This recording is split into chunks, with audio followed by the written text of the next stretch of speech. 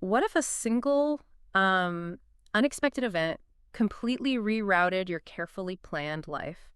And what if, despite all that, you somehow ended up exactly where you were meant to be, actually thriving? Today, we're diving into a story that really, it just defies the conventional script. We're going to unpack the journey of a remarkable individual named Xiao Fan.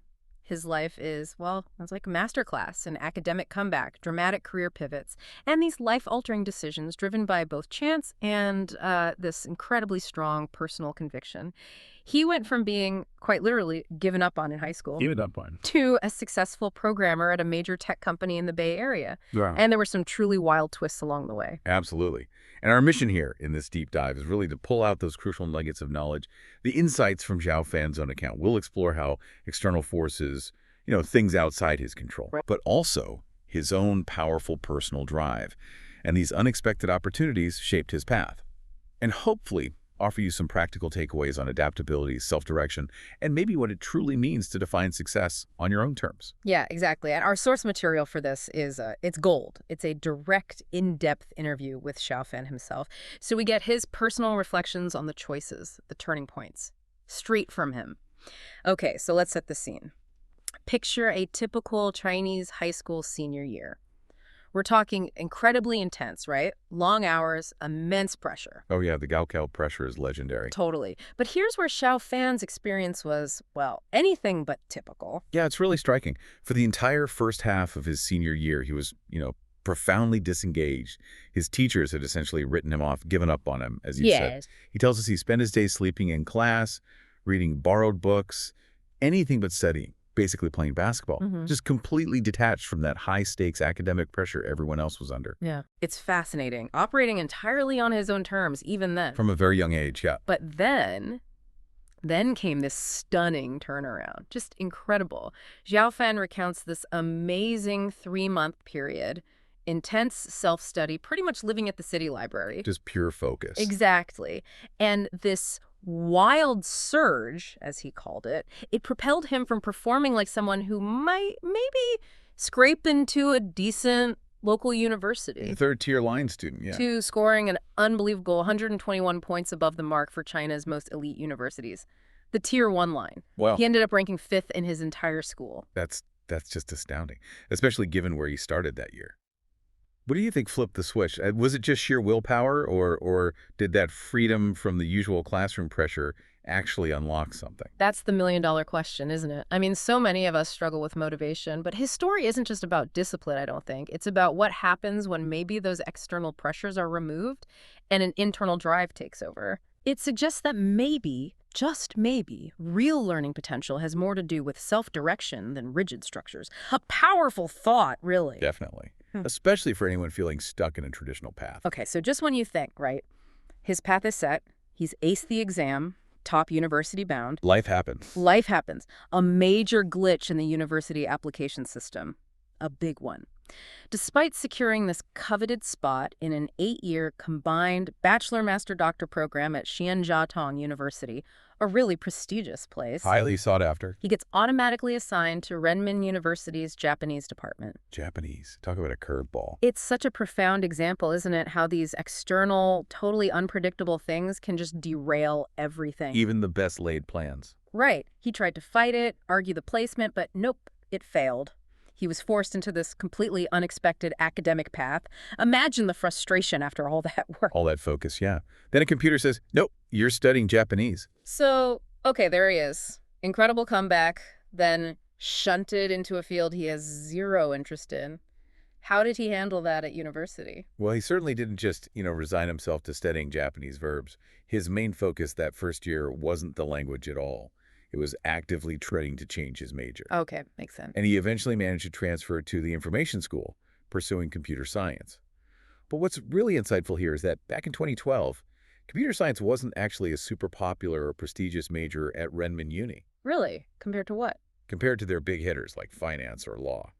Renmin's famous for those. Ah, okay. And this sort of lack of popularity, it paradoxically made it possible for him to transfer. How so? Because the bar wasn't as impossibly high. He even mentions having very bad grades overall at that point from his Japanese studies. So the less popular major was his way in. Interesting. Exactly. A strategic move in retrospect. And once he got into computer science, wow, it seems like he just exploded, found his thing. He says he covered 3 years' worth of material for 2 majors in just 1.5 years. That's wild. It's an insane pace. Yeah. Usually that means delaying graduation, right? For sure. And he went from being second to last in Japanese to comfortably ranking first in his core computer science courses. Talk about finding your lane. Seriously. That's such a powerful testament to what happens when, your actual aptitude and your motivation finally click together. Yeah. It wasn't just studying for him anymore. It was like his brain finally found its native language, Absolutely. And this transformation, it just highlights the immense power of finding that alignment between what you're good at and what you're doing. And it really makes you ask yourself, doesn't it? Yeah. How could you identify and maybe gravitate towards those areas where your natural talents can really shine? That's a great point. So after this academic sprint, he interns at Baidu, one of China's big tech players. Yeah, like the Google of China, basically. Okay. So approaching graduation, what were his options then? Sounds like he was in demand. He was definitely in an enviable spot. He got job offers from major companies like Alibaba. The Amazon equivalent. Right, and Baidu, where he'd intern. But also, he received guaranteed admission offers for graduate programs at both Peking University and Tsinghua University's Shenzhen campus. Wow. Okay, Peking and Tsinghua, those are like the Harvard and MIT of China, right? Top tier. Absolutely top tier. So it really shows how quickly he'd established himself in tech. So which path did he choose? Grad school, it seems. He picked Tsinghua Shenzhen. He did. He enrolled in the Tsinghua program. Highly coveted spot. But then, another twist. He suspended his enrollment after only 6 months. Yeah. That seems incredibly risky. After fighting so hard to get there, why step away? It was a huge risk on paper. And it really underscores how much his decisions were driven by personal factors, not just career logic.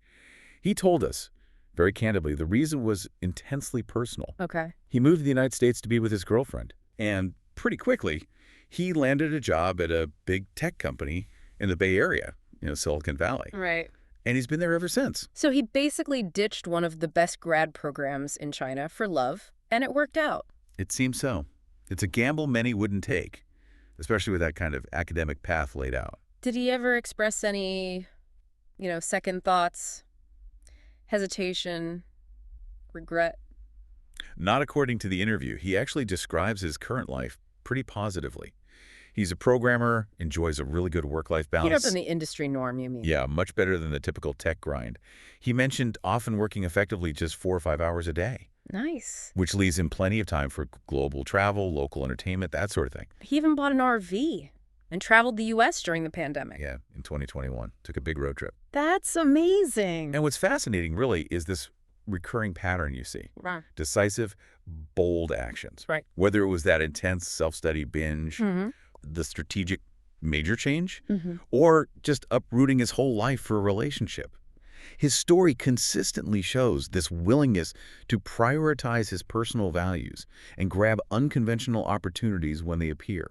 So when they asked him, the classic question, if you could go back, if your younger self advice, what did he say? Buy Bitcoin. Huh. Well, almost. His main answer was actually pretty philosophical. He said, and I'm quoting here, personality and the overall environment determine most things. Personality and environment determine most things. Yeah, and he holds absolutely no regrets despite all those twists and turns. No regrets. That's powerful. But that perspective, though, personality and environment determine most things, it kind of challenges our whole idea of meticulous life planning, doesn't it? It really does. It suggests this deep acceptance, maybe even of fate to some degree. But at the same time, he took incredibly decisive actions at key moments. How do those fit together? That's exactly it. It's not passive acceptance, is it? No. His journey seems to say, okay, yeah, external forces will shove you around. The environment matters.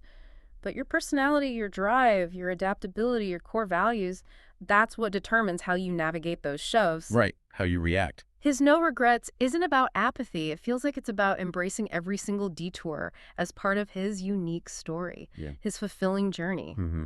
An important distinction. It's about resilience, adaptability, and just that drive to pursue what really matters to him, even when the path is completely unexpected. It really makes you think, doesn't it? How much control do you actually have over your life's path? And how much is just stuff happening around you. Deep thoughts. And then he did add that humorous bit of advice, right? He did, almost as an afterthought. Go back in time, buy 1,000 bitcoins for basically peanuts. A few hundred yuan, yeah. And then just sit on them for 10 years. Up in the wallet later. It's that perfect clarity of hindsight, isn't it? Totally. But also maybe a reminder that some of life's biggest wins only look obvious looking back. You can't always plan for them. Exactly. So this whole deep dive into Xiao Fan's life, it really paints a picture of a journey that wasn't about sticking rigidly to a plan. It was about dynamic navigation, making bold calls, and having this profound sense of no regrets. Yeah. It's about seeing those unexpected turns, not as roadblocks, but as potential new beginnings, and trusting your gut, even when you can't see the whole path ahead. What an incredible story. Just really something. From being given up on in high school to a self-taught academic powerhouse, then that crazy system error redirecting his whole university career, to now a life in big tech, global adventures, all driven by this mix of grit, smart strategy, and, well, personal connection. And his story really leaves us with some powerful takeaways, I think, for your own journey listening to this. Like, the potential that can be unleashed by just self-directed learning, going after what interests you. The absolute vital importance of adapting when things go sideways, because they probably will sometimes. The wisdom in trying to align your work with where your actual strengths lie. And maybe most of all, the courage it takes to make unconventional choices, especially when they're rooted in really deep personal values, like love in his case. So maybe a final thought for you, our listener, to chew on. How might embracing more of a no-regrets mindset, cultivating that openness to unexpected detours, how might that free you up? Free you to make bolder decisions, maybe unlock opportunities you wouldn't have even seen otherwise in your own life? Perhaps the most profound journeys aren't the ones that are perfectly mapped out from the start, but the ones where you really learn how to navigate those uncharted waters as you go.